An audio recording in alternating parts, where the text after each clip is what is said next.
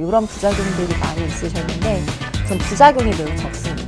고위험군 환자들 같은 경우에는 증상이 없어도 오시는 게 중요하고요.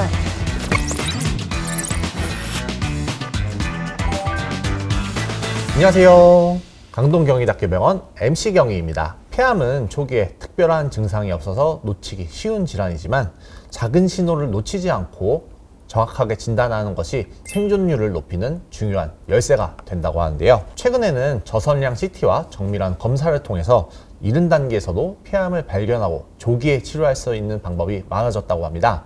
오늘은 호흡기 알레르기내과 이정미 교수님과 함께 폐암의 경고 신호부터 정밀 진단 그리고 최신 치료 옵션까지 자세히 한번 알아보도록 하겠습니다. 교수님 자기소개 부탁드립니다. 네, 안녕하십니까. 저는 강동경희대병원 호흡기 알레르기내과에서 폐암의 진단과 내과적 치료를 담당하고 있는 이정미라고 합니다. 특히 이제 조기 진단, 정밀 검사, 그리고 환자 맞춤형 치료에 관심이 있어서 그 부분을 집중적으로 진료하고 있습니다. 교수님 일단 먼저 많은 분들이 폐암에 대해서 알고는 계시지만 그래도 좀 정확하게 폐암이 어떤 암인지 그리고 좀 주요 증상과 위험 요인은 어떤 게 있는지 궁금합니다.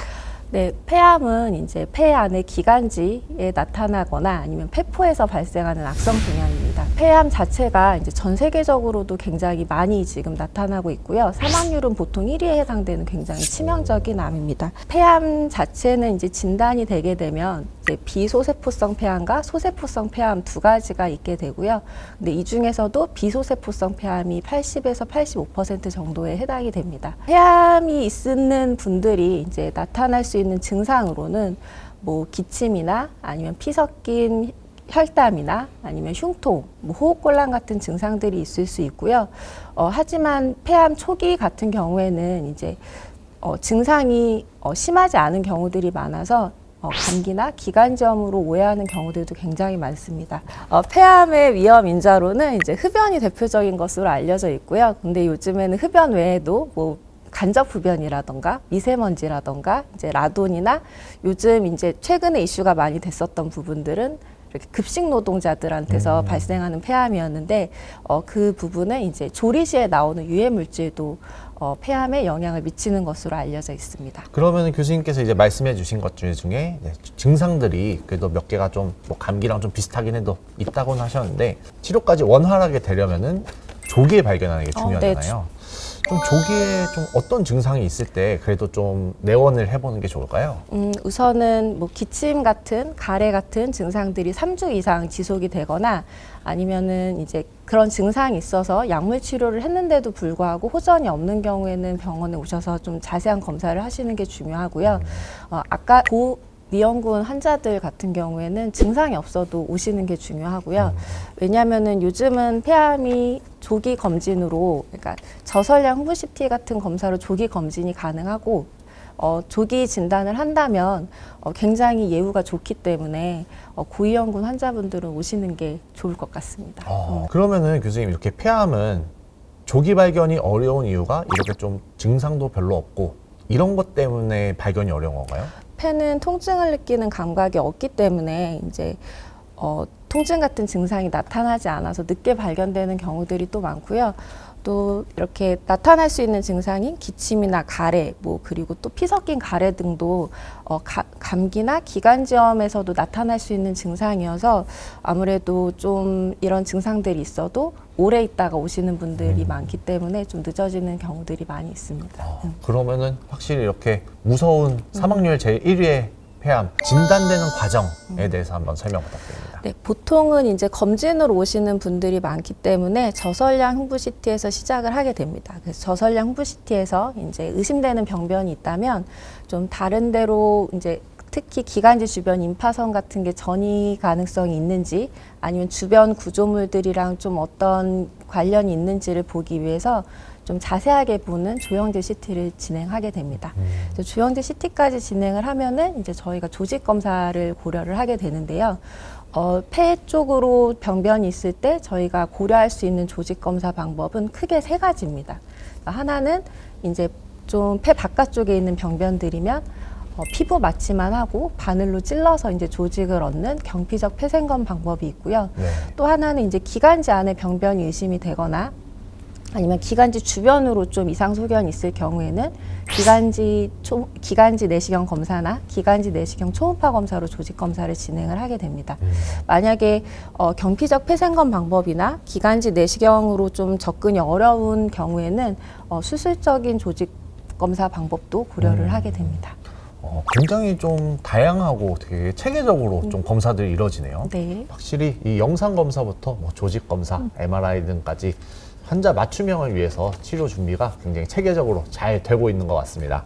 이렇게 좀 다양하고 체계적으로 검사를 싹 다 하고 나면은 그걸 통해서 이제 몇 기인지 이런 것들이 좀 나오는 게 맞을까요, 그러면? 아니요, 저희가 조직 검사를 하게 되면 조직 검사에서는 이제 그러니까 진단까지만 할 수가 있고요. 네. 이제 보통 많은 환자분들이 궁금해하시는 내가 이제 몇 기에 해당되냐 이런 것들을 확인하려면 이제 추가 검사들을 진행을 하게 됩니다.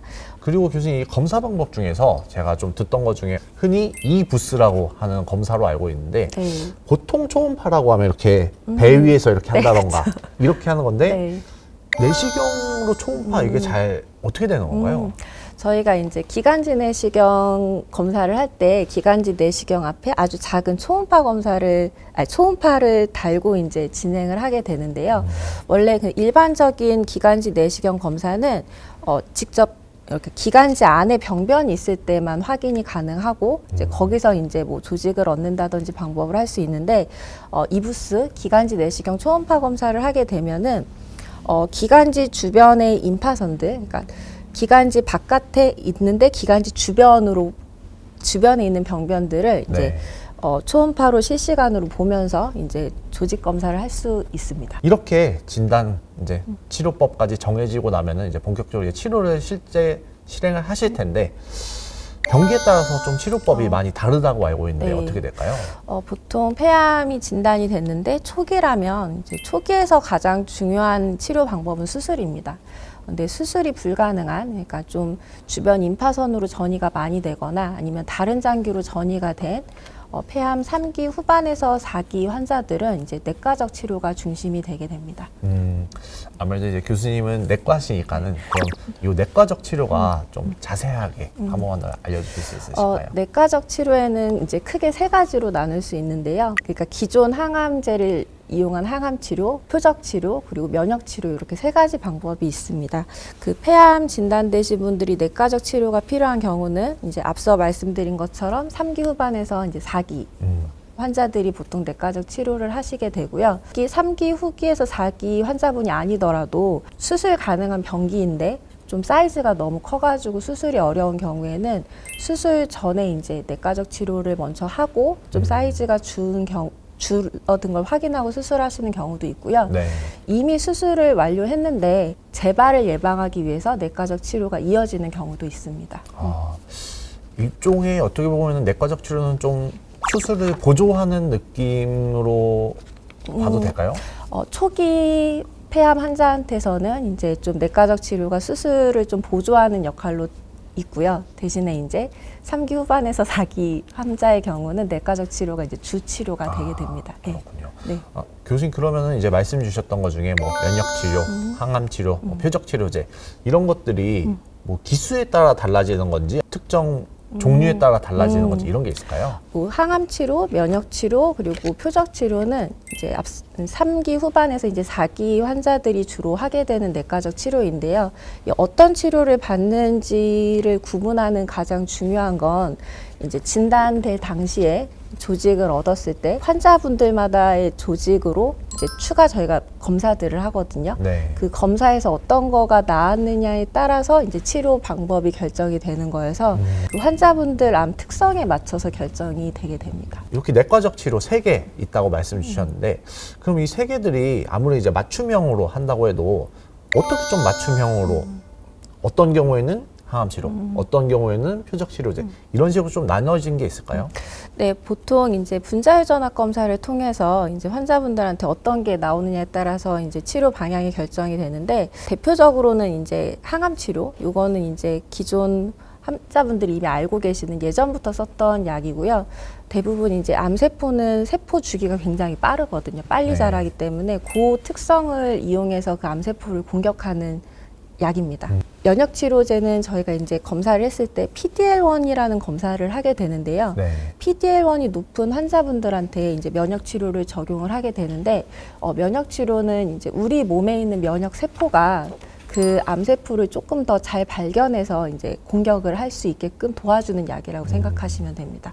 그리고 이제 마지막으로 표적 치료제가 있는데, 요즘 굉장히 이제 곽광을 받는 약이에요. 그쵸. 그래서 뭐 너무 잘 아시지만 뭐 EGFR이나 뭐 아크나 로스원, 뭐 매트, 뭐 요즘 다양한 표적 치료제들이 나오고 있는데, 이 표적 치료제의 장점은 우선 부작용이 매우 적습니다. 그래서 뭐 기존의 항암 치료를 받으시는 분들은 뭐 머리가 빠지거나 식욕 저하 때문에 못 드시거나 이런 부작용들이 많이 있으셨는데, 표적 치료제는 이런 부작용이 굉장히 적고요. 또 치료 효과 또한 좋아가지고 요즘 이제 이 표적 치료제에 해당되시는 분들은 좀 암이 진단된 건 불행한 일이지만 그 중에서도 좀 다행이라고 생각하면서 이제 서로 치료를 진행하고 있습니다. 네, 이렇게 오늘 교수님 말씀 들으면서 폐암이 정말 조용히 그리고 은밀하게 다가오는 병이라는 걸 다시 한번 느끼게 되었습니다. 하지만 작은 신호들을 놓치지 않고 검진을 통해서 조기 발견하고 치료를 빠르게 진행을 하면은 충분히 잘 관리될 수 있는 질환이라는 점도 알게 된 것 같습니다. 마지막으로 교수님, 저희 구독자 여러분께 한마디 부탁드리겠습니다. 네, 폐암은 누구에게나 나타날 수 있는 병입니다. 그래서 이런 병들을 좀 미리 빨리 진단을 하는 게 제일 중요하기 때문에 고위험군이나 아니면은 좀 증상들이 3주 이상 지속된다고 생각되시는 분들은 좀 빠른 검사를 진행하셔서 진단을 잘 받으시면 좋을 것 같습니다. 이렇게 조용히 다가오는 폐암, 그러나 정밀한 진단과 조기 검진으로 생존율 확 끌어올릴 수 있다고 하니까요. 다들 이렇게 의심 증상 있으면 병원 한번 꼭 와보시면 좋을 것 같습니다. 교수님, 오늘 굉장히 좋은 말씀 감사합니다. 감사합니다.